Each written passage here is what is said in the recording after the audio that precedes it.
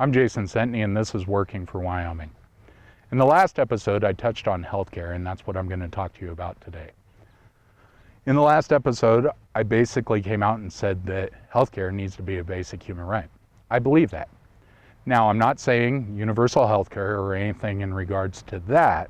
What I am saying is that access to affordable healthcare needs to be a basic human right in our great country. It's something that sets us apart from the rest of the world and third world countries. Having access to life-saving operations and things of that nature is just something that puts us one step ahead of everybody else. Now, if elected in my first week in office, what I'm going to do is I'm going to introduce what's called the Healthcare Freedom Act. And what that is it does away with the Obamacare mandate. You shouldn't have to buy something if you don't want to or don't need to. But what it also does is it gives us the opportunity as people to kind of shop around. What this does is this piece of legislation is going to open up state lines to all healthcare insurance companies and the industry overall. What it's going to do is it's going to make it available to you to shop around a little bit, get the cheaper price for you and your family. And I think that benefits us, and it also benefits those companies because it's a little bit more exposure. The other part of the Healthcare Freedom Act is going to be what's called the Healthcare Transparency Amendment.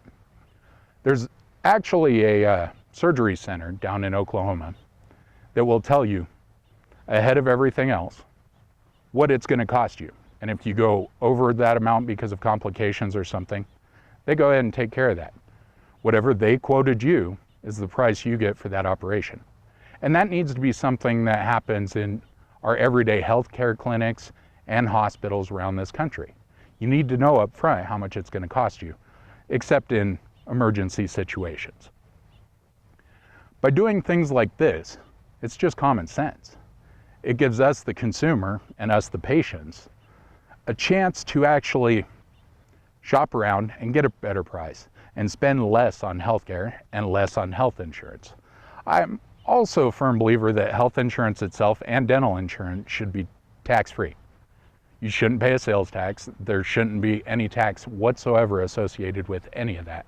And in some places, it doesn't work like that. Now, if you have any questions about my healthcare proposal, or anything else for that matter, you can contact me at sentneyforwyoming.org. Now, to the question segment of Working for Wyoming.